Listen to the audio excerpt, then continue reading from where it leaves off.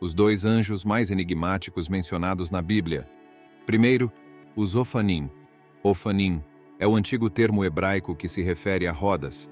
Esses seres angelicais são descritos de maneira peculiar nas Escrituras, especialmente ao serem associados às rodas que compõem o trono divino na visão de Ezequiel. Mas antes de nos aventurarmos nessa jornada, peço que se inscreva no canal, dê seu like e ative o sininho de notificações para ficar sempre informado sobre novos vídeos. Além disso, adoraria conhecê-lo melhor. Deixe nos comentários de qual cidade está assistindo a este vídeo para que eu possa enviar um caloroso abraço. Ao explorarmos as páginas da Bíblia, somos brindados com imagens extraordinárias que proporcionam uma visão rara do reino divino, revelando mistérios celestiais e criaturas espirituais. Os Ofanim emergem como testemunhas da realeza de Deus e proclamam a soberania de seu reinado. Ezequiel, exilado há 5 anos, experimentou um encontro divino enquanto estava às margens do rio Shaba no Oriente Médio. Esse episódio marcou o início do ministério profético de Ezequiel, revelando-lhe uma visão notável. A descrição dos Ofanim na visão de Ezequiel se torna mais compreensível ao considerarmos a totalidade da revelação divina. Deus abriu os céus diante dos olhos temporais de Ezequiel, apresentando uma cena impressionante de uma nuvem tempestuosa com relâmpagos e chamas provenientes do norte. Dentro dessa nuvem, 4 seres luminosos irradiavam intensa luz. Embora possuíssem uma aparência humana, eram distintos, cada um exibindo 4 faces: humano, leão, boi e águia. O profeta não os nomeia inicialmente, mas posteriormente são identificados como querubins. Ao observar os seres viventes e as rodas, Ezequiel descreve uma visão intrigante no capítulo 1. Havia uma roda no chão ao lado dos seres viventes para cada um dos 4. A aparência das rodas em sua obra era como um topázio cintilante, e todos os 4 tinham a mesma forma, como se uma roda estivesse dentro da outra. Sempre que se moviam, podiam avançar em qualquer das 4 direções sem virar, demonstrando uma movimentação única e coordenada. Essa visão extraordinária destaca a majestade e a singularidade dos Ofanim, revelando aspectos profundos do plano divino e enfatizando a grandiosidade do reino celestial. E quanto aos aros, eram imponentes em altura, e os aros dos 4 estavam repletos de olhos ao redor. À medida que os seres vivos se moviam, as rodas os acompanhavam, e sempre que os seres vivos se elevavam da terra, as rodas também se elevavam.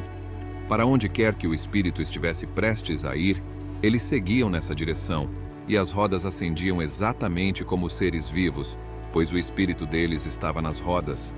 Sempre que se moviam, as rodas também se moviam, e quando paravam, as rodas também paravam. Cada vez que os seres vivos se elevavam da terra, as rodas o faziam simultaneamente, pois o espírito que animava os seres vivos estava nas rodas. A descrição que Ezequiel oferece nesse trecho é desafiadora de visualizar em sua plenitude. Presumivelmente, ele testemunha a visão de uma majestosa carruagem divina com 4 rodas, servindo como o trono de Deus.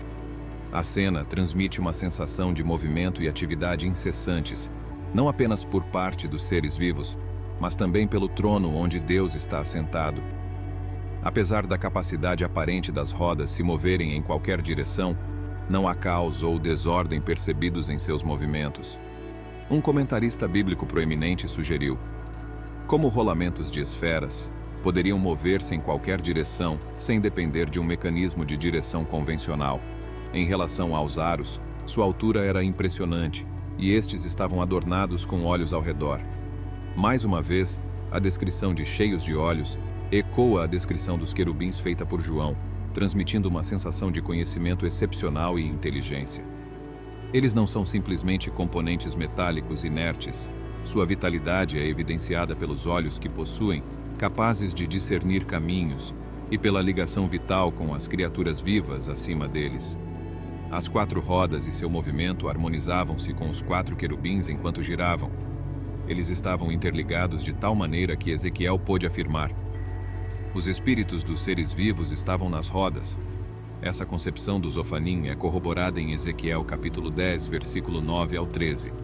O versículo 18 de Ezequiel capítulo 1 menciona olhos referentes às rodas. Nesse contexto, compreendemos que os próprios querubins estavam repletos de olhos ao redor. Nessas passagens, o trono divino é colocado sobre as rodas, os ofanim, e é impulsionado por 4 anjos. Com rodas entrecruzadas, o trono pode movimentar-se em qualquer direção sem a necessidade de girar. Os anjos que controlam o trono também apresentam 4 faces, cada uma voltada para uma direção, permitindo que eles viajem em qualquer ordem sem a necessidade de virar.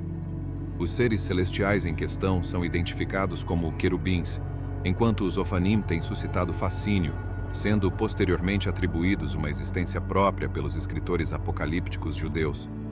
As próprias rodas, inicialmente simplesmente associadas aos querubins, passaram a ser reconhecidas como uma categoria distinta de anjos, os ofanim. A Bíblia menciona serafins e querubins como anjos, e alguns adicionaram os ofanim, também conhecidos como alfanim, a essa lista. No relato de Ezequiel, ele contempla uma abóbada de cristal acima dos querubins e dos ofanim, descrevendo-a como algo tão inspirador que apenas a palavra incrível poderia descrevê-la. Ao se deparar com essa majestade deslumbrante, Ezequiel se prostra imediatamente, impactado pela visão gloriosa de Deus, e ouve a voz retumbante do Todo-Poderoso, instruindo-o em sua missão de proclamar o castigo divino sobre Israel pela desobediência. Embora os ofanim não sejam explicitamente referidos como anjos na Bíblia, escritores judeus apócrifos os classificaram como uma classe angelical, integrando-os em uma hierarquia que inclui serafins e querubins. Essa classificação se baseia na semelhança única dos ofanim com os anjos, seu poder sobrenatural e sua proximidade ao trono divino, sem esquecer a notável multiplicidade de olhos. Independentemente de serem considerados seres angélicos ou um mecanismo divinamente alimentado de transporte multidimensional, a relevância principal dos ofanim reside em sua função de revelar a glória de Deus a Ezequiel e a todos os crentes que, ao longo do tempo, leriam o seu relato, obtendo assim uma visão renovada da soberania divina. Na visão de Ezequiel, os ofanim, tanto em sua aparência quanto em seu funcionamento, destacam o domínio absoluto de Deus sobre o cosmos. As rodas omnidirecionais servem como um lembrete constante da onipresença de Deus, indicando que Ele está presente em todos os lugares e em todos os momentos. A unidade simbólica de movimento entre os seres vivos e as rodas demonstra a autoridade suprema de Deus, revelando sua onipotência. A presença de olhos que cobrem as rodas dos querubins simboliza a onisciência divina, enfatizando o conhecimento completo e abrangente de Deus. Ele vê tudo e sabe de tudo. Por que é crucial que os cristãos compreendam o reino sobrenatural? Em Efésios capítulo 6, versículo 12, somos informados de que nossa batalha não é contra carne e sangue. Deus deseja que os crentes estejam cientes do mundo além do alcance de nossos olhos temporais, capacitando-nos, no poder do Senhor, a enfrentar qualquer estratégia preparada pelo inimigo. A sociedade contemporânea está permeada pelo extremismo. Passando para o segundo ponto, o anjo do Senhor, destacamos uma figura singular em diversos relatos bíblicos que envolvem anjos manifestando-se no reino físico. Distinto de outros anjos, o anjo do Senhor é mencionado com o artigo definido "o", sugerindo singularidade e separação. Este ser fala em nome de Deus, identificando-se com ele e assumindo suas responsabilidades. A narrativa envolvendo Balaão ilustra essa distinção. O anjo do Senhor bloqueia o caminho de Balaão, interagindo de maneira tangível e comunicando-se como se fosse uma pessoa.